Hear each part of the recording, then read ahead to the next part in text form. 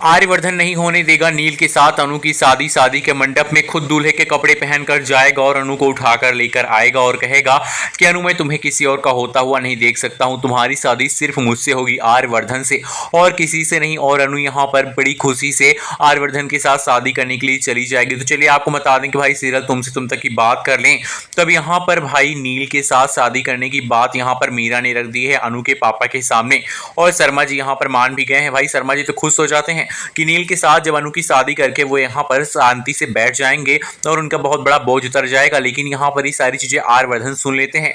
आर्यवर्धन ये सब सुन के बहुत ही ज्यादा यहाँ पर इमोशनल हो जाते हैं। आर्यवर्धन को 440 वोल्ट का झटका लग जाता है। आर्यवर्धन मन ही मन सोचते हैं कि आज मीरा की वजह से अनु मुझसे दूर हो रही है और वो कहीं ना कहीं मीरा के ऊपर इसका गुस्सा भी उतारेंगे, और मीरा भी ये सब जानबूझकर कर रही है। लेकिन भाई आर्यवर्धन मीरा ये सब तो अपने ही मत में धुन है, इनको ये तो पता ही नहीं कि नील जो है वो जलंधर से मिला हुआ है, और कहीं ना कहीं यहाँ पर नील और अनु की शादी से जलंधर का फायदा होने वाला है। और इसके बाद यहाँ पर मीरा जो है वो भी नील और जलंधर से कहीं ना कहीं मिली ही है, क्योंकि तभी वो यहाँ पर नील को अनु के साथ शादी करवा रही है, और ये शादी करवा कर वो अनु को फंसाना चाहती है। जब अनु नहीं होगी रास्ते में तो भाई आर्यवर्धन को मारना आसान होगा, ऐसा मानना है जलंधर का।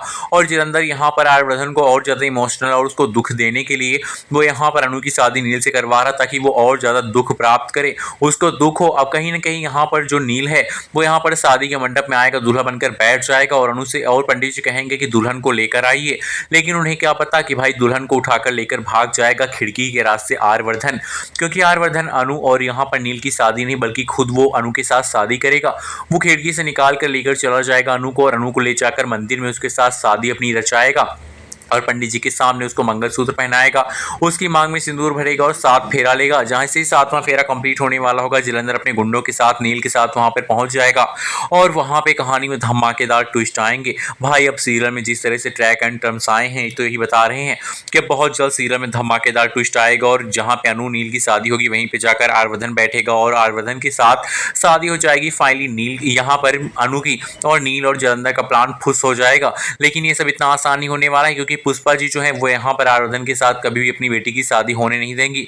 वो इतने ज्यादा उम्र के आदमी के साथ उसकी शादी होता हुआ देख ही नहीं सकती हैं, इसलिए पुष्पा जी इस शादी में बहुत बड़ा रोड़ा डालेंगी। लेकिन पुष्पा जी जब देखेंगे कि नील इतना बड़ा हरामखोर निकला, नील गुंडा निकला, तो वो कहेंगे आर्यवर्धन जी मैं आपके पैर में पड़ती हूँ, आप मेरी बेटी का हाथ थाम लीजिए, क्योंकि शादी के मंडप में अगर मेरी बेटी की शादी ना हुई तो पूरी जिंदगी मेरी बेटी को कोई अपनी पत्नी नहीं बनाना चाहेगा। और आर्यवर्धन जो तब मंडप में आएगा और अनु के साथ खुले दिल से शादी करेगा, और शादी करके ये दोनों यहाँ पर अपने घर जाएंगे।